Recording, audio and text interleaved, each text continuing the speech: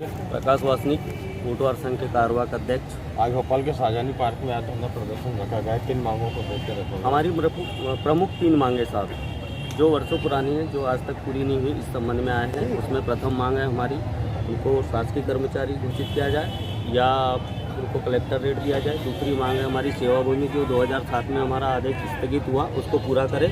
और तीसरी मांग है कि जो नगरीय क्षेत्र के कोटवार है उनको पुनः आदेशित करें। ये हमारी प्रमुख 3 मांग है, जिसके लिए हम लोग यहाँ आए हैं नीलम पार्क में, शाहजहानी पार्क में। और हमारे सभी सम्मानित साथियाँ हैं और ये वर्षों पुरानी मांग है, ये पूरी होना चाहिए। मामा जी ने आश्वासन दिए, महापंचायत स्थगित करवाए। दुखद खबर है, हम लोग इसलिए थोड़ा उग्र आंदोलन करने की पद यात्रा निकालने जा रहे हैं। कहाँ से लोग आए हुए हैं यहाँ पे आज? शाहजहाँपुर, सिवनी, बैतूल, होशंगाबाद, विदिशा, बालाघाट, जबलपुर, रायगढ़, सभी तरफ से आए। पूरे मध्य प्रदेश से 1-1, 2-2, 4-4, 5-5 ऐसे जैसे व्यवस्था, क्योंकि तनख्वाही कम है तो क्या आएंगे लोग। 1-2 कितनी जनसंख्या में लोग होंगे यहाँ पे आज? समथिंग 10,000 के आसपास। ये आपकी मांगों को लेकर कहाँ ज्ञापन दिए गए हैं अभी तक? हमने तो माननीय मुख्यमंत्री से लेकर मंत्री तक सभी लोगों को ज्ञापन दिए, हमारे साथियों के द्वारा, हमारे द्वारा।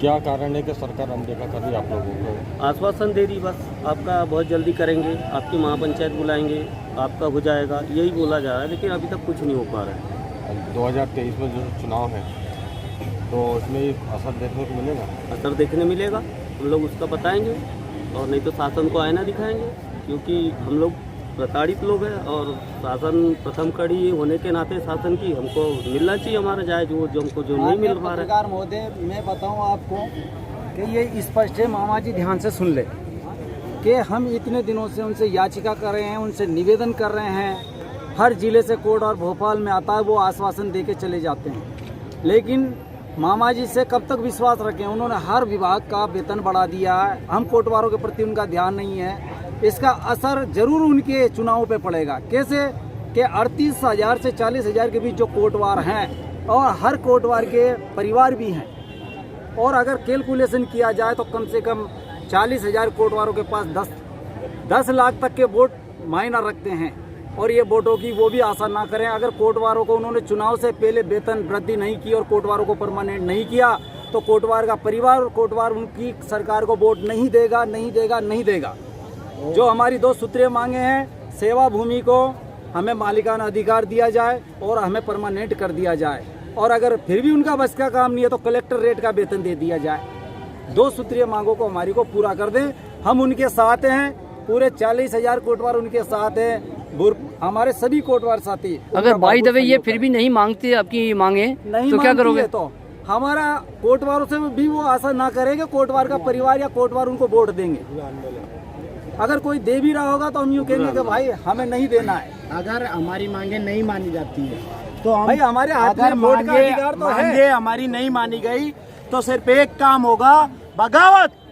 हम पंचायत में बगावत करेंगे, हम राजस्व विभाग में जो काम कर रहे हैं उसमें बगावत करेंगे, पुलिस विभाग में बगावत करेंगे। क्यों हम काम करें 400 रुपये महीना में, हमारी फसलें पूरी बर्बाद हो जाती है, उसका भी हमें कोई मुआवजा नहीं मिलता है।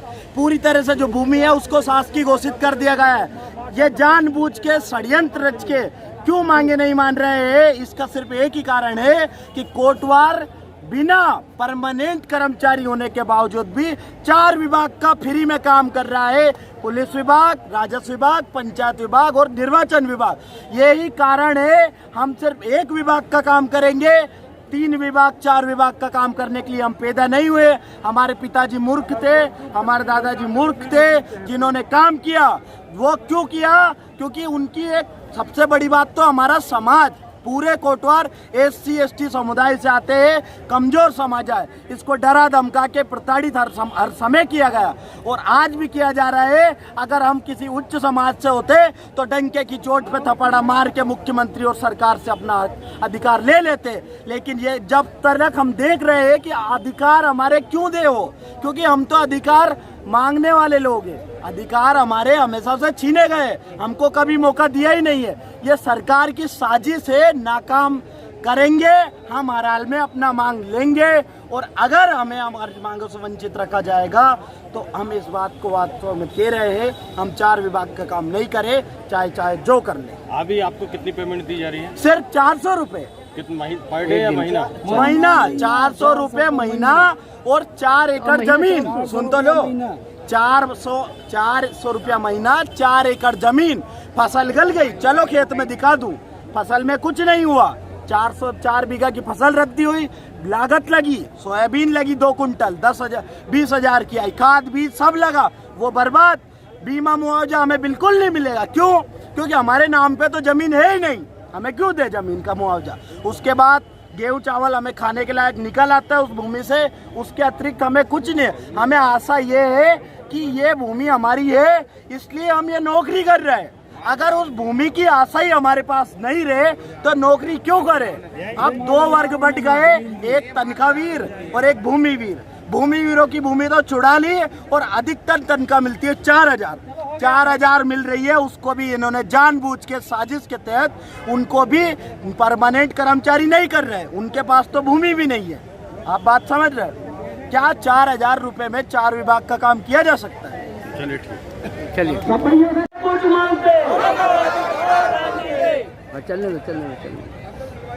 कोटवार एकता कोटवार एकता